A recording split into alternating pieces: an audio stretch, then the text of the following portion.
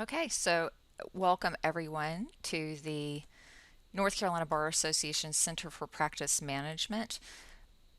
And today we are going to do a program on tools to manage tasks in Office 365. I am recording this and I will send you all the link to the video once it's produced, and you can share it with anybody on your team who wasn't able to make it today.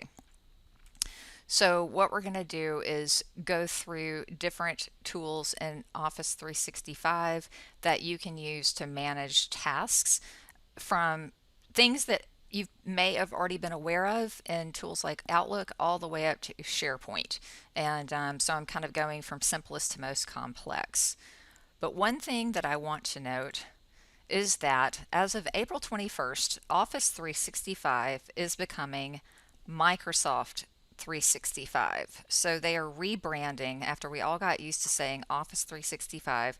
They are rebranding the tool and calling it Microsoft 365. To make it easier for us, is what they explained.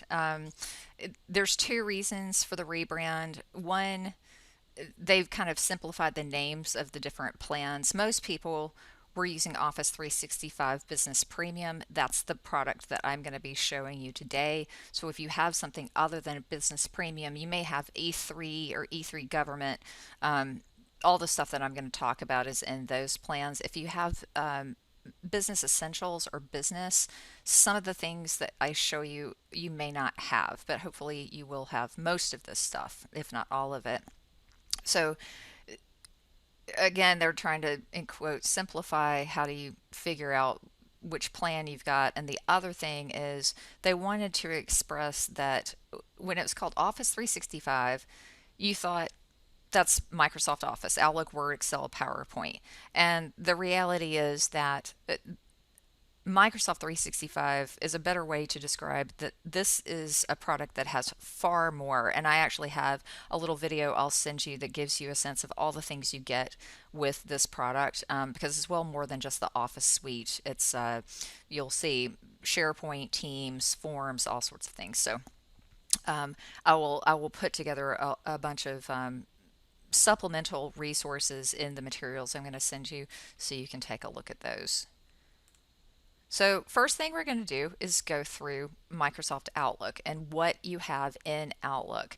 And just to kind of frame this whole discussion, the basic premise that I'm going to go through when you look at managing tasks in any of the Microsoft 365 products is that you've got to-dos, and to-dos I tend to describe as more random tasks. Somebody emails you and asks you to do something. It's not necessarily part of a matter. It may be professional development, or it may be meeting up with someone for a coffee or a virtual coffee. So those are to-dos. And then tasks are a little bit more workflow oriented, possibly something you assign to someone else. Then projects are more fully matter management. And so the projects would have multiple steps, multiple assignments, deadlines, things like that. And then one more thing that we're going to look at is issues. And issues are a little bit more urgent. I'm going to show you that in SharePoint. And this is kind of along the lines of, I need to respond to somebody. Somebody called and they wanted a copy of their will. So that's kind of it's a to do, but it's a little bit more action oriented because it's a task that it's basically, I've kind of framed it as looking at your external clients, whether you're in a government office and your external clients are other people within your office, or if you're in private practice, your clients, everybody has somebody they're responsible to in terms of responding. And so I've kind of framed it like that, but I'll show you as we move along. So first thing we're going to do is look at all the different ways that you can create tasks in Outlook. So I'm going to drag my Outlook over into the screen here so you can see it. And so this is Outlook for Microsoft 365 or Office 365. It's the installed application. There is a web version. I tend to not use it. I don't like the interface. I'm old and I'm set in my ways, and I understand how Outlook works and have for a long time. So that's what I'm going to demonstrate in today. So the first thing to be aware of is, and you're probably all already aware of it, but you may not know the full strength of it, is the ability to flag an email for follow-up. And so say I've got an email from my boss and he is asking me to do something, and I can just go over here and click this flag, and the default setting for flagging for follow-up is that it's due today. Well, this may not be due today, so what I want to do is I right click. Then you can see that you can change the flags. I can say it's due tomorrow or this week, or if I click on custom, then it's going to give me the option to set a start date. Say I'm going to be reviewing this product. Let's say we're going to make the due date on the 20th. I can set a reminder and have that reminder pop up before the due date. Say on the, if I'm going to start it on the 17th, I'll remind myself that I need to start doing this on the 17th and click OK. So now I've added a good bit of intelligence just to that flag. So I flagged that for follow-up. I actually created a custom search folder, which you can do by going all the way down in your folders, and you go to search folders, and if you right click on search folders and say new search folder, you can create something that basically is running a search for all different types of things, and one of them automatically is flagged for follow-up. So I'd already created that folder. I dragged it up into my favorites.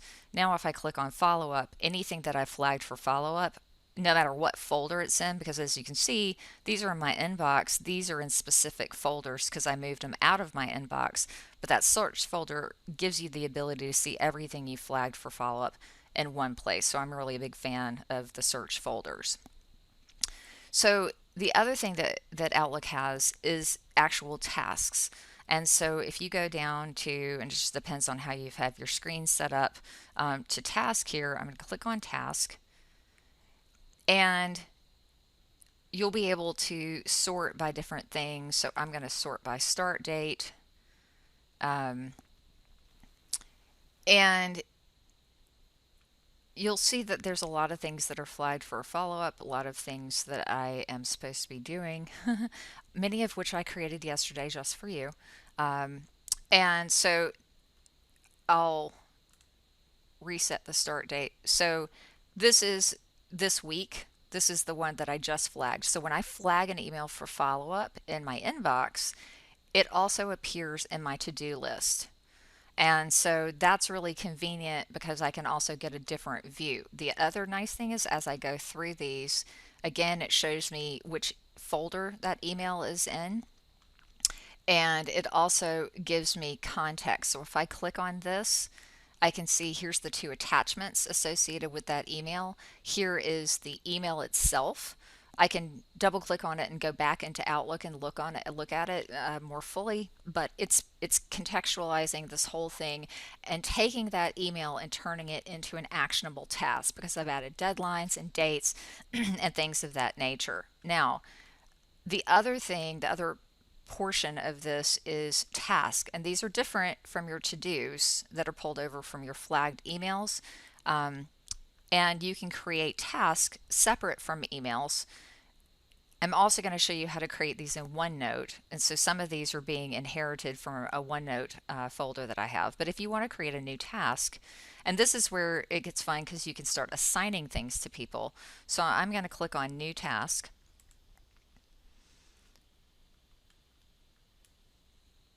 And it'll open a dialog box, and I'm going to put the subject is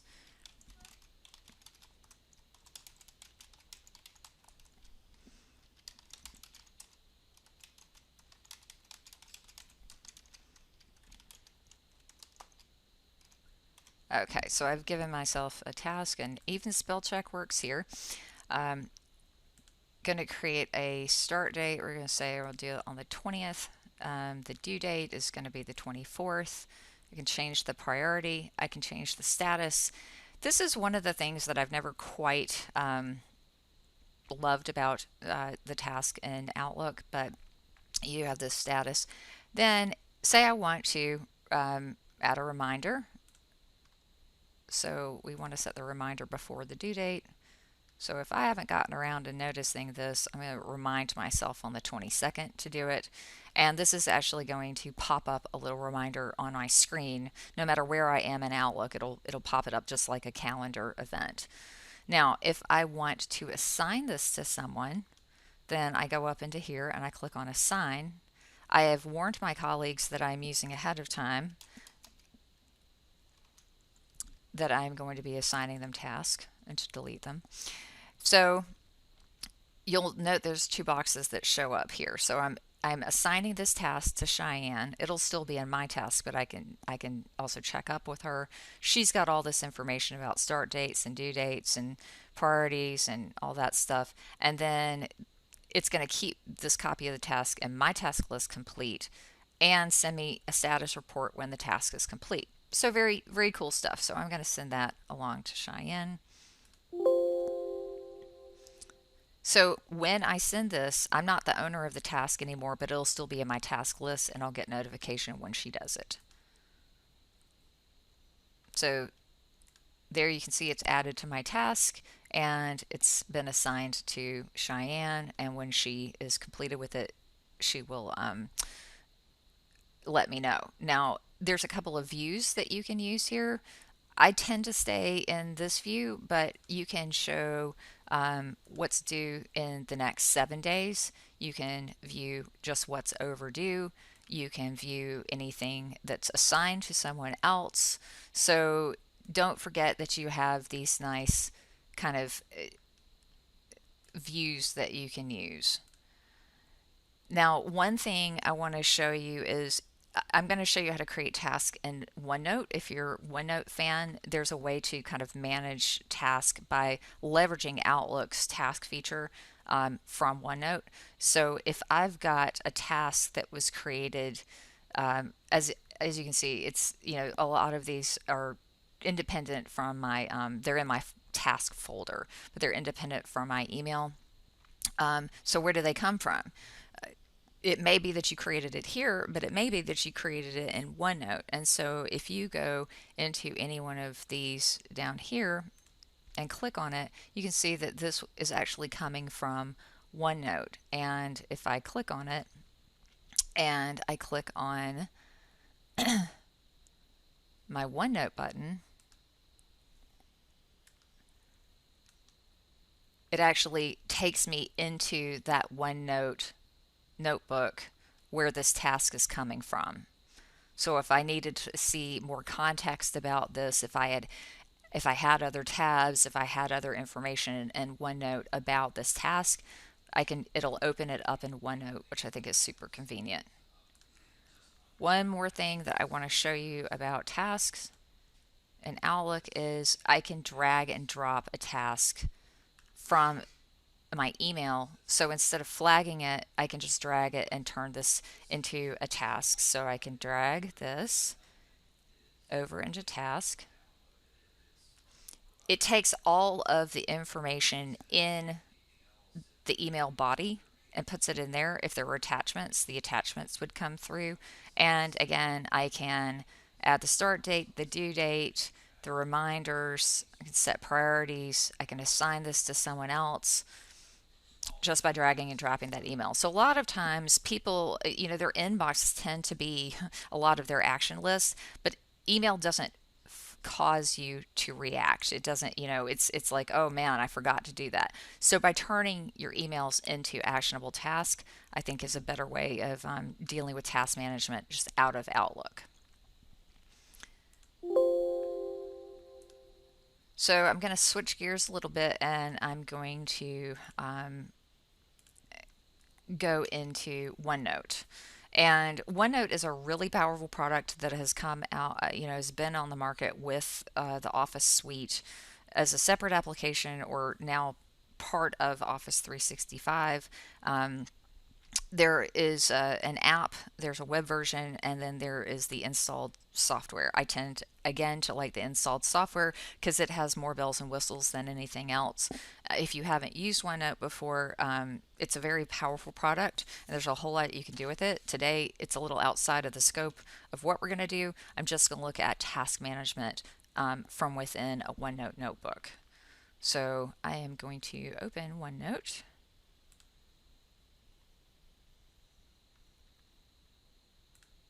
And this is OneNote. And I have multiple notebooks in here, which you can look at by going here.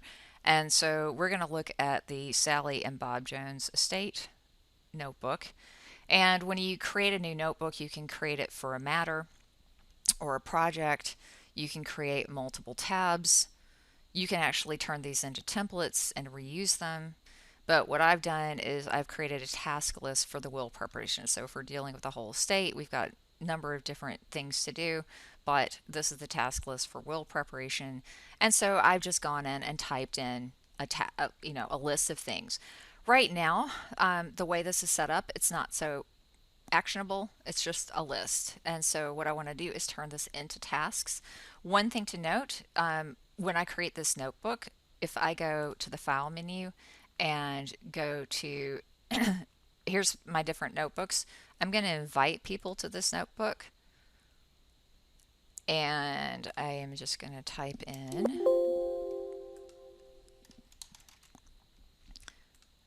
and Amy.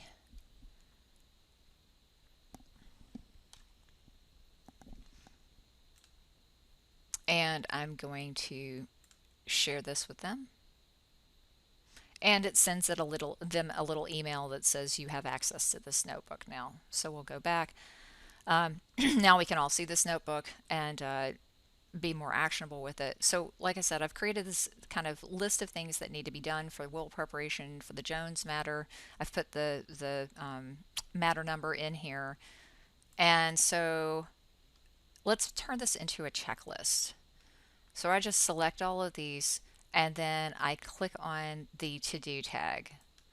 And what that does is it simply gives it a check box. I still haven't integrated this as a task management tool though. So the next thing I'm going to do is I'm going to go and I'm going to click next to this item and I'm going to add it to Outlook task. And so I'm going to put in same thing you would do with the flags in email. We're going to say I want to do this week and want to do this next week, and we'll say that week, and, and so on and so forth.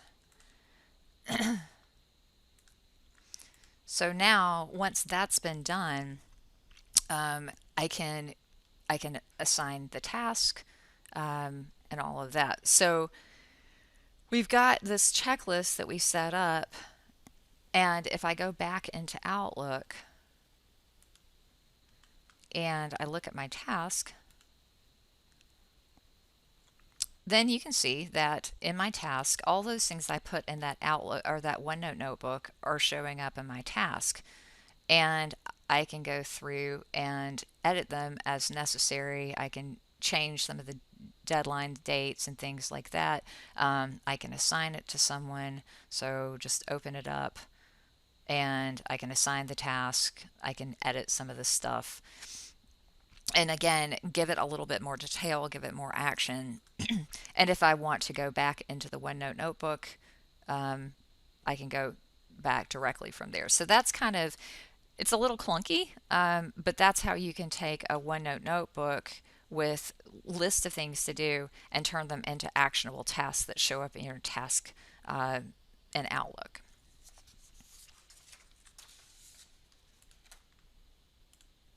So the next thing I want to do is show you Planner. Now this is getting into more of a project management application versus just kind of individual task management.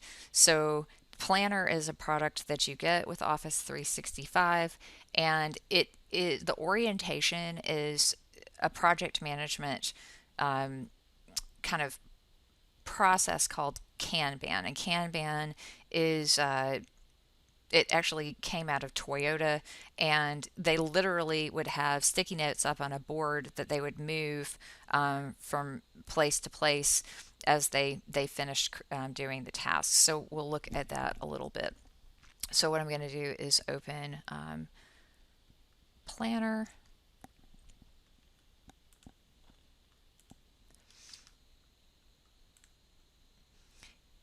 And Planner, there, I think there is a desktop app. I've never used it. I've always used it in the web, and it's pretty elegant in the web, so that works for me.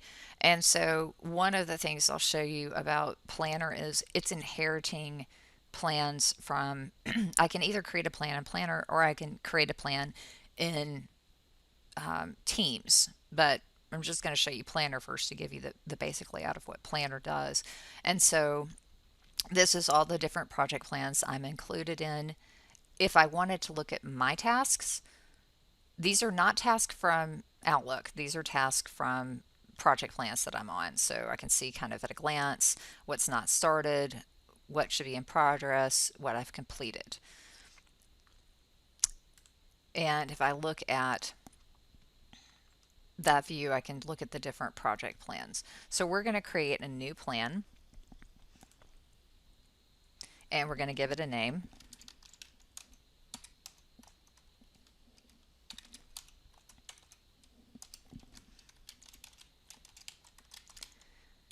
And then I'm going to, I can add it to an existing group, or I'm going to create a new plan in this case. Public and private, what this means in the Microsoft 365 world is public is anybody within your organization, anybody on your Office account, not public to the rest of the world. So that means that anybody in your firm or your organization can see this plan. Um, but I tend to stick with private, just the people that I add to it. And then you can give it a group description.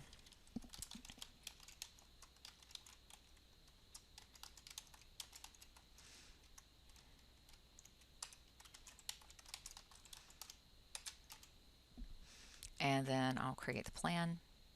Next thing it's going to do is it's going to ask me who do I want to add to it. So I'm going to go to members. I'm a member by default. I'm going to add Cheyenne and Amy and Jeremy. So now you can see these are all the people who are you can assign things to in this plan. And then the way that this works is the Kanban methodology is creates buckets. And so you can create the typical bucket is to do, doing, and done, but you can do anything you want. So in this case, I'm going to rename this, and we're going to call this the intake. And then we're going to add a new bucket, and we're going to call this conflicts check. And then we're going to create a new one called done. So I like the methodology within the Kanban of moving things from current task to I'm done. So I can see the things I'm done.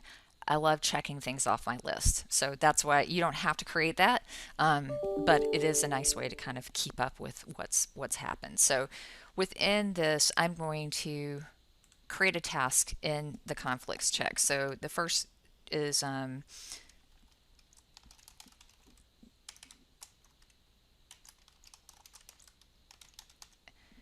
then I can set a due date, and I can assign it. And when you click on assign, these are the people that you've added to this plan, so you don't have to guess. And we're going to assign it to Cheyenne. So I'm going to click add task, and there it is. Now what's interesting is if you click on this again, this particular task, I can add a lot of intelligence about it. So it's in this bucket. I can change the progress, and since I've assigned this to Cheyenne, she can do this. I can say what priority it is. Since I said this was due on the 16th, we'll have her started on today, but You don't have to put a start date as long as you have a due date. Then you can add notes. Now, here's an interesting thing. Let's add a checklist. And so if we have a checklist and the gather party names, um,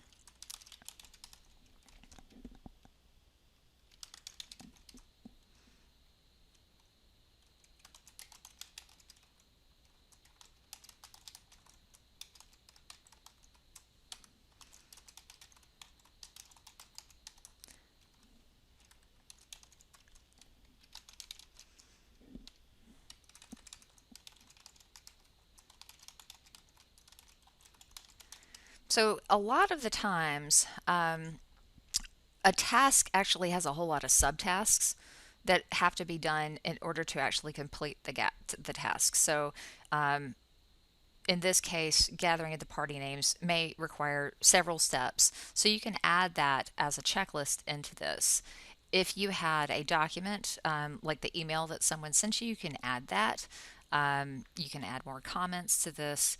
And one of the things I always suggest is click on the show on card. And then once I close this, um, I said show on card. There we go. Now that sub list also shows up. And so you can see that this task has a subtask in it. And then as Cheyenne completes these, she can click off the subtasks as well. So once you click on it, it disappears. And then um, click on done, show this, and just to make me feel good about myself, I'm going to drag it over into the done column. So that's this can be as complex as you want to be. One thing that I will tell you is the best way to use this is to kind of create a predetermined workflow for you could do things like the conflicts check workflow, or you could do the intake workflow and create those and then copy the task into a new plan so that you're not having to retype all this stuff. So you can it's this is kind of, in quote, a lightweight project management tool. There are certainly far more complex and costly project management tools on the market that you can use that let you create all sorts of templates and other things. But for your purposes, this may work pretty well. It's simple, it's pretty easy, and I will show you the added benefit of using it when we look at to do. So the other thing, and I'll go back to one of my existing projects, is that you can look at this in the board view. You can also look at it in a charts view. And the charts view is a nice at a glance to show you what hasn't been started, what's in progress, what's late by the due dates, which is what's so important anytime you do a task to put a due date so you can see what's late. Also make them actionable. And then so you can see by the buckets and by priority if you had added a priority to it. And then you never want to see a task that's unassigned. It needs to be assigned to you or someone else. Otherwise, nobody knows that they're supposed to do it. So I like that. And then you can also get a schedule where you can see when there are tasks by calendar view, basically. And so I think that's also nice. So go back into that the workers' comp. There's by date, gather party names. I'll go back to my board. So again, I mean, this stuff is built into your Office 365, so you can play around with it and see what makes sense to you. But it's simple but yet powerful, and so that is Planner. The way you can get to Planner, by the way, is the easiest thing I think to do to get to any of the Office applications that are not readily apparent in terms of downloaded software that lives on your desktop. You may never have used Planner before. Go to office.com, log in with your account, and then you can see all the apps that you have available to you. So there's again, that's why they're rebranding it to Microsoft instead of Office, because there's a whole lot of other things in here. And you can see the things that you use a lot, like Excel or Word or Outlook or PowerPoint, but then you've got, Planner. So I've never even downloaded Planner. It seems to work pretty well on the web. Um, and so I can just go and double click on it here. So if you're ever like, where is all this stuff? Just go to office.com and log in, and then you'll see everything.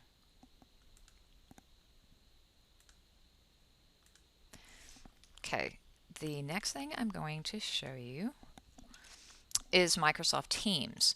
So Teams is probably one of the most popular products that comes with the Microsoft 365 suite.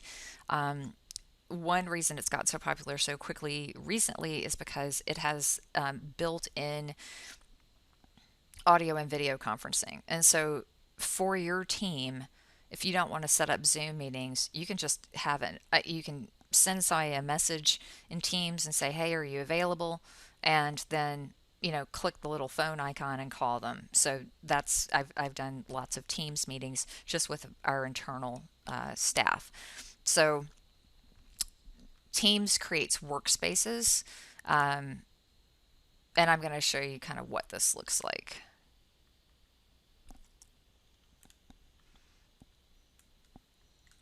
So I actually have the Teams installed, so I have the software, but I also have it on my phone and I can access it through the web. But there's a lot more to Teams than what I'm going to show you today, but I want to show you just a couple of things.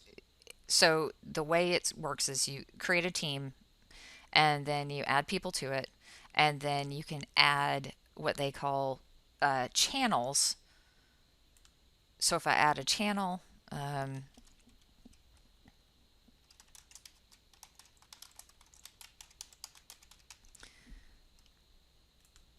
I can make it private to only. Now, you cannot change this, unfortunately. Once you create the channel, you'd have to delete it to change availability. So think hard and long whether that you want to have this available to everyone in a team or just specific people within the team.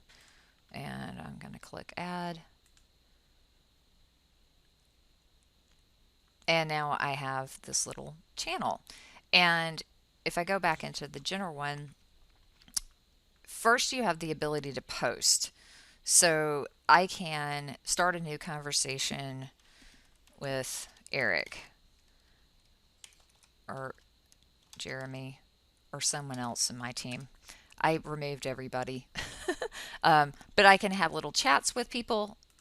I can upload files, and you can either create a new file or folder right from in here, or you can upload them from your OneDrive or SharePoint. This is what they call a wiki. I oddly love the wiki stuff. I renamed it planning notes, but basically it's just kind of a whiteboard. Sometimes you just want to take notes. You don't want to turn it into a Word document. That's not a great note-taking tool. So for this particular team on this particular channel, I can have planning notes.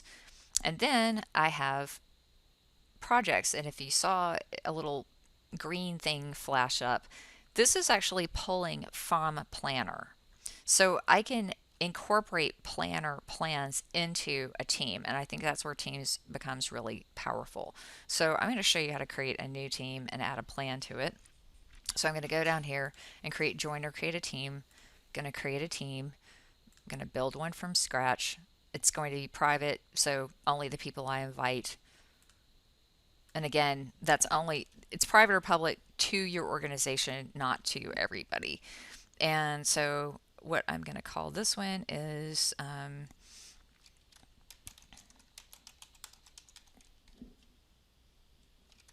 so we're going to help this company get set up.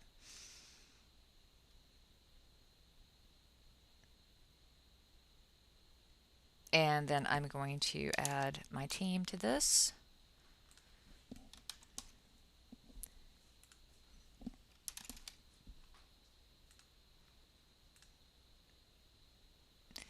Now, one thing I can do is I can make them the owner. I will no longer be the owner, so I probably don't want to do this. And click close. But if you had somebody who kind of does, if you had someone on your team who's setting these things up, they didn't want to be the owner, they're just setting up the channels and the teams for you. You could have some, add the people and then they could switch over and make someone else the owner of it. I'll click close. And so it starts out, you've got post. And so if I start a new conversation, I can mention at Jeremy or Cheyenne so it kind of knows who's in here.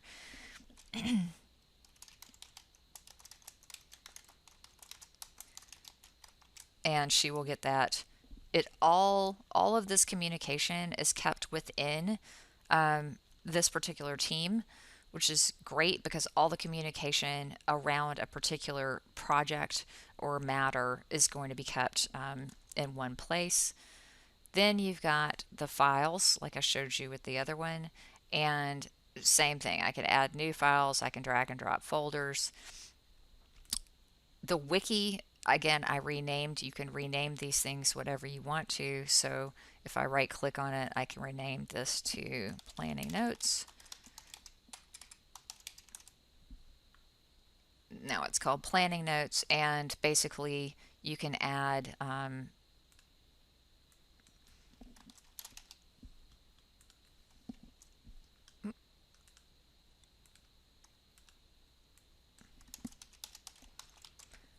and then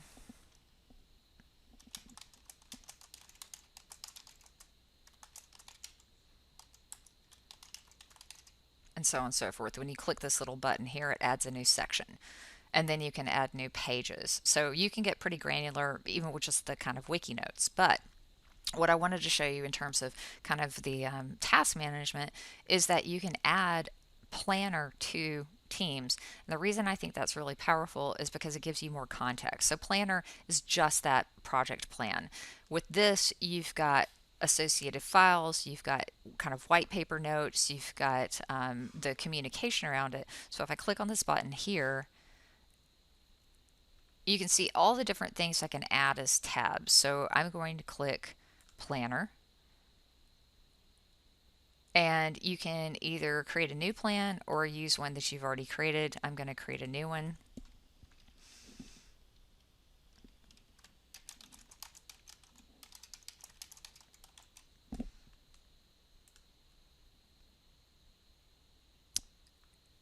Also, the fact that I created this, if I go over into post, everybody on my team will be aware that I've added this.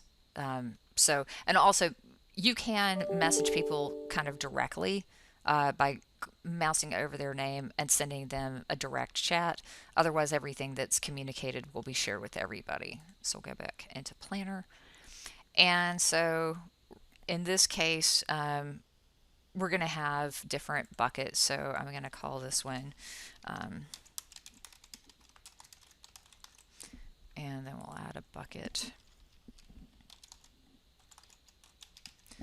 We're going to help this small business get incorporated and give them some policies that you can use. And we're going to add a task, and we're going to say creation of an LLC, and that's just basically filling out the forms. We'll make this due on the 17th. I'm going to assign this to myself. And again, you click on add task. Now, if I wanted to add some more detail, I'll need to create the articles.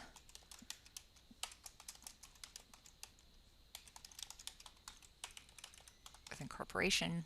If I had the form, I could attach the form to this so I didn't have to go hunt it down. And then I'll show this on the card and close this. And so you can add task, and then again, same thing. Once I'm finished with these, I'll drag them over into done, because I like to be able to kind of show myself what I've done and tick them off. So, and under policies, if we add a task, we'll say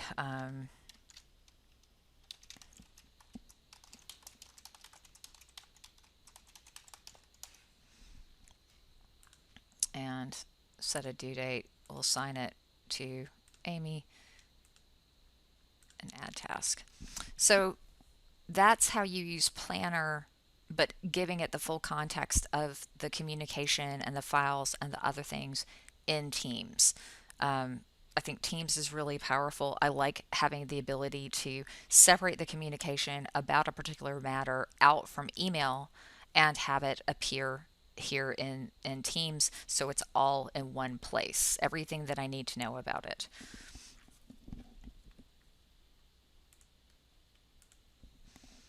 So next thing I'm going to show you is this magical little tool that you also get with this Office 365, and it's called To Do. And I wrote an article about using To Do in the blog, which I will share with you.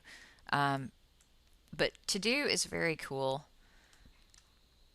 because it is synthesizing everything from all these different places. My uh, basically, I create a task in OneNote, and they're now appearing in Outlook task, and then I've created these projects in Planner, and I've got assignments. So what you can use To Do for is to create kind of a place that has all of these different applications task assigned to me in one place. So it starts out with my day, and if you click on this, my day is always blank until you click on this little light bulb. And what it does is it shows you, and here's a bunch of the stuff that I've added. Um,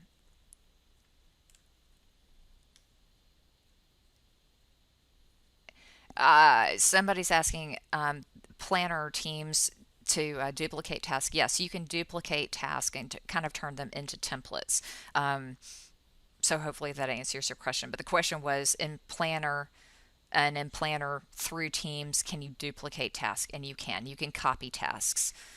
What I would suggest though is to create kind of a template task list, and that way you can copy that and make life easier so you don't have to change particulars. And that's great for checklists in terms of intake, onboarding, closing, things like that, things that are pretty much going to be the same tasks every time. You can create those and just copy them into new plans. Um, but in To Do, this is basically kind of aggregating all the stuff from all these different places. So we'll add some of these to this list. And this deletes every day.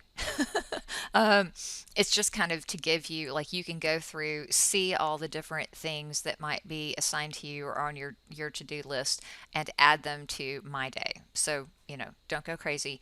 They're all going to stay there, but it's just a way to have at it. Um, so someone's asking, is there a way I can see all of Sarah Smith's to-dos, appointments, and all of that in one place? Let me think about that and get back to you. So this is my day, and basically once I click on this, I've completed the task. If I click on the task itself, you can see that this one came from OneNote, and if I click on this, it'll take me over to the OneNote notebook. This one also came from OneNote. This one was a flagged email. And so again, I didn't do a great job when I created this. I gave myself a due date, but I might want to set a reminder. If I want to go and open it in Outlook, I can. And so you can see that it knows where it came from and it's aggregating all of these different things. There's other parts of To Do that aggregate. So if I go into planned, I can see again, it's just pulling from all the tasks that have been assigned to me, whether it was in Outlook or whether it was from OneNote that I created a task into Outlook, or it was from a planner. Um, and of course, in any of those, I can add a task randomly. So if it wasn't something that was in Outlook or in OneNote or in Planner, um, then I can just add a task.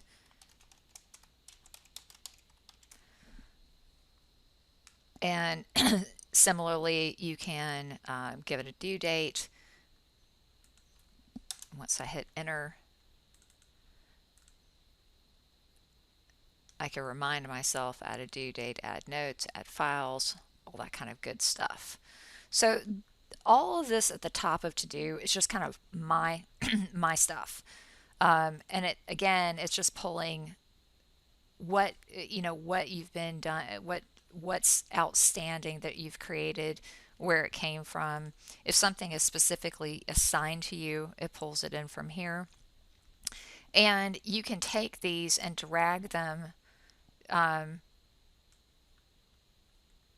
to my day most of the time. Here's all the flagged emails and all of that. So this just gives you a different way of getting into all the different things that you've had assigned to you. And again, if you click on it, that one shows me it's from OneNote. This one's I created in here. That was from OneNote, and so on and so forth. So it's kind of worth going through all those and seeing what's in it.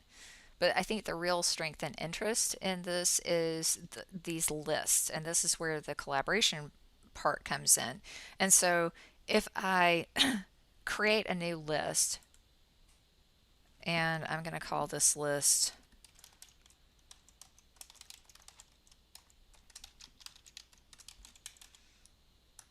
and enter it, then I can add tasks. And so again, it's really what your preference is and what you like to do with this, but we're gonna create a task list for the wheels. So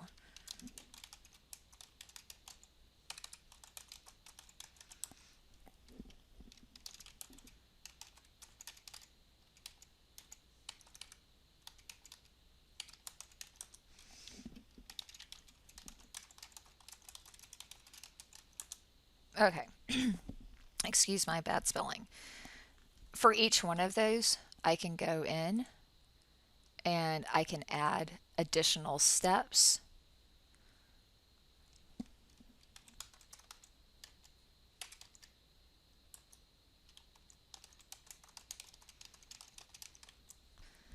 And then I can add this to my day. So if I need to take action on it today, I can do that. I can set reminders and due dates and assignments. Now, I can sign this to people and create an invitation link. Files, so for the review previous will, if I had their file, I could just click on here and upload it so I can have it kind of, again, associated with this tasks, and then I can add notes. Whoop. And I can close the entire program at any time. So I can also, if I click this little star, anything I star shows up in that important. So I can also add other people in my team kind of at a global level for this. And I can invite them via email. And it basically sets up an email invitation I can send to anybody I want within the organization, mind you, to have access to this particular one. Or when you set this up, you can go and click on this little people icon and add people that way. And if you want to color coordinate them, and I know that sounds kind of funny, but the reality is sometimes when everything is blue, as you can see, I have color coordinated everything. It just gives me a visual cue of what I'm in and what I'm doing. I've got a lot of communication happening in Slack. I'm on, I don't know, 8 Slack workspaces. I've color coordinated them just so I know where I am from a visual perspective as well as a written perspective. So one of the things about this, so you can create these, individual lists, but let me add some new lists and I'm going to show you how to group them. So we're going to say, we're going to do Sally and Bob.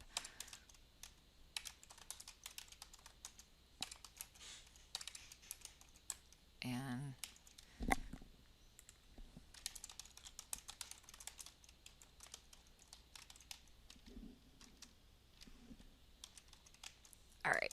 So say you wanted to turn these into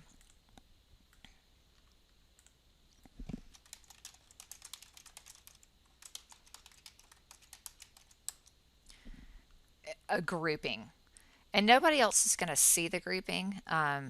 So you can go in there and you can add individual tasks to all of these. But if I wanted to create a group, I click on this button and I'll say Sally,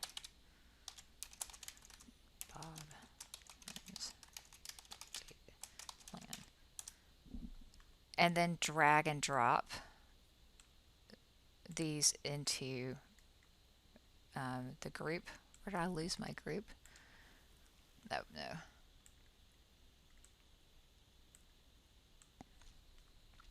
So it's creating a group. The group itself doesn't have any task, but if you started creating a lot of these and needed to group them, then you can see the task list for different parts of their matter.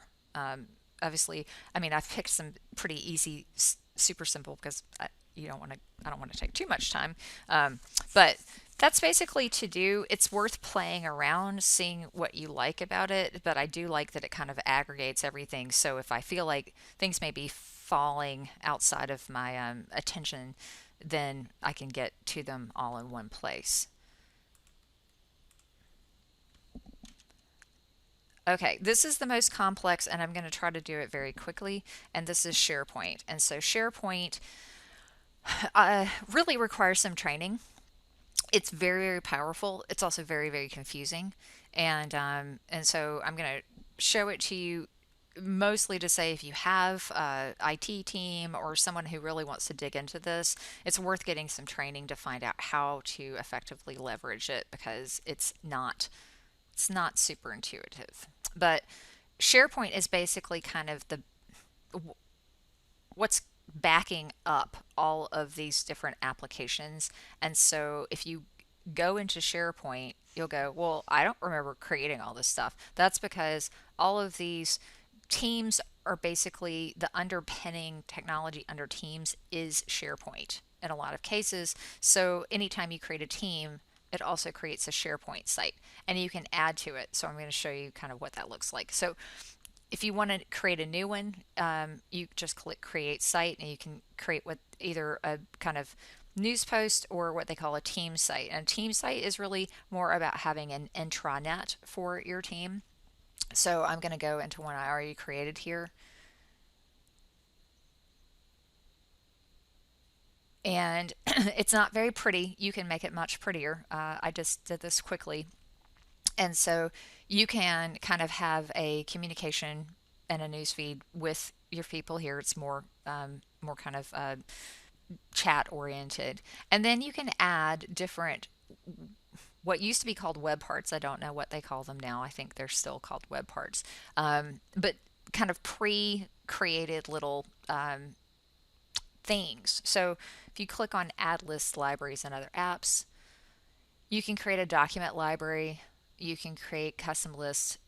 Tasks in SharePoint are so divorced from everything else that I don't suggest you use them. But if you scroll down, the one that I chose to use was issue tracking. And so issue tracking, you can handle this a lot of different ways. But I wrote an article about law firms using help desks or ticketing systems. And so I created this issue tracking basically as a way to try to identify I've got a phone call and I've got an action item and somebody needs to take care of it. And so when I clicked on it, I created this client ticketing. And you can see I've got some outstanding items. So I'm going to click a new item. And when I click this, I'm going to add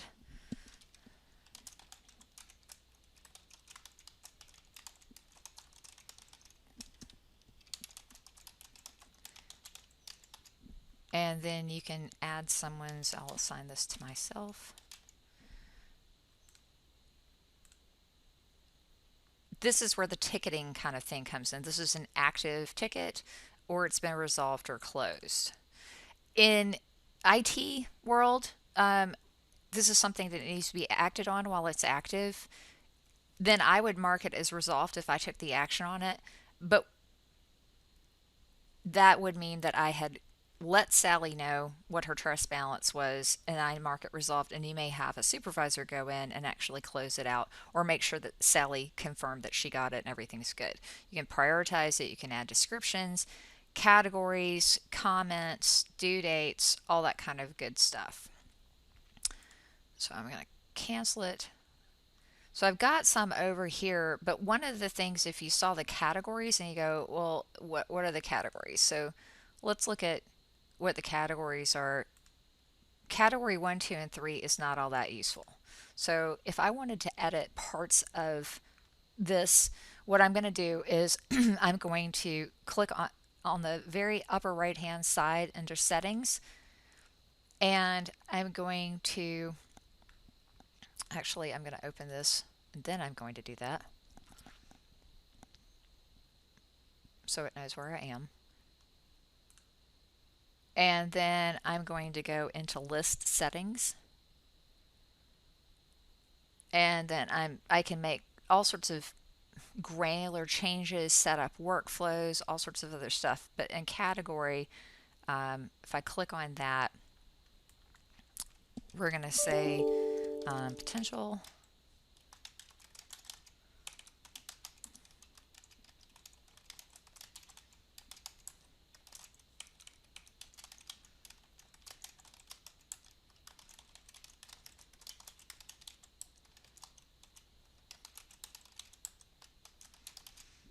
and now I've added this, and we're going to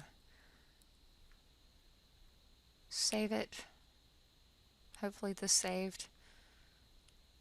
Sometimes there are save buttons in these applications and sometimes they're not.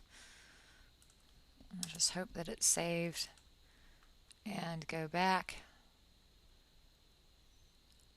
And now when I add a new item, hopefully I'll be able to, it didn't save.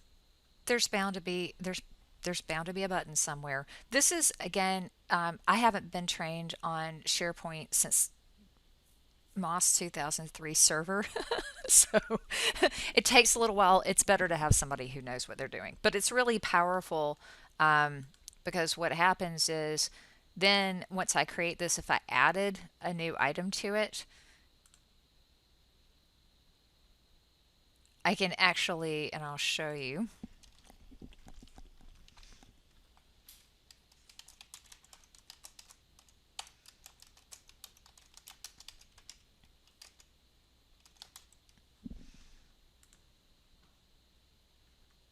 Click on save. So there's Sally's trust balance. One of the things that I did when I set this up was create something called a flow. And flow has been renamed to Power Automate, but here it's still called flow. And so if I create a flow, it kind of knows where I am and what I'm doing. And so I want to send a customized email whenever I add a new ticketing. It sends it to the person it was assigned to via email. So I set that up, and what ends up happening is that here's that tracked issue that was assigned to me. If I open it,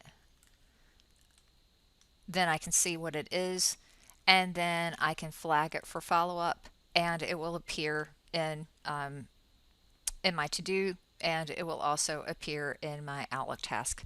So it kind of comes full circle. Real quickly, I'm going to finish this off by showing you that we're not done. Microsoft Project is a separate application, and basically it's $10 per user per month. If you are a serious project management geek, this is a way to handle a lot more complex projects, but it is not part of Office 365. And then to get back to the question about if you want to open Sarah Smith's files and see all the to-dos, appointments, files, contacts, emails, phone calls, all of that, that's not something that Microsoft does particularly well, because that you would want a client matter organization structure for this. And even though we're getting closer to having kind of a coalescing of information that's being shared across the platform in different places, we're still not getting that kind of what a law firm needs. So while you can do a lot of kind of onesies, twosies, I think Teams is probably one of the best places to start. But to get it all in one place, you're going to want to have to you're probably going to have to buy something. And so that's why I threw this section in. So if you do a lot of litigation, Law Toolbox is a rules-based calendaring product, and it basically integrates with Outlook and Teams, and it creates a group, and you can see all the communication around a particular matter, all the court rules, due dates, all of this. It's a really interesting product. So the best thing I can do is suggest that if you are have a lot of litigation and very defined by your court rules and deadlines, take a look at Law Toolbox. The other thing that I just demoed yesterday, it's a fairly new product on the market. It's called Matter 365. If you have Office 365 and QuickBooks Online, what this does is it takes all that, it's exactly what you're asking about. It takes all the information from SharePoint, OneNote, Outlook, Teams, Planner, OneDrive, and your QuickBooks and pulls it all into one matter, client matter orientation. So you go and create the matter here, and it's using kind of all of the stuff in Office 365, but it's putting what I call a skin on it so that it is organized in a way that does give you that at a glance. So for each matter, you can see all of the information. It has reporting, and you can track your time, you can bill time, you can send out invoices, you can manage the trust account. It is a practice management application, but it is using the Office 365 as the underpinning platform. Because of that, because it's not a completely separate application, it's $30 per user. So it's a good bit less expensive than some of the other kind of standalone products on the market. And the integration with the tools that you're already using is much deeper than some of the integrations that you see with separate practice management applications. Another one that just recently came out, and I think this may be a little bit more geared towards corporate practice, is called Curo 365. They don't put their pricing on their website, which means they want you to do a demo first. But look at Matter 365, get a demo with Curo, because they're pretty much similar. This is just a screenshot of their the tracking of your finances. And it generates all of these reports for you and everything. So Curo is another kind of skin on top of Office 365.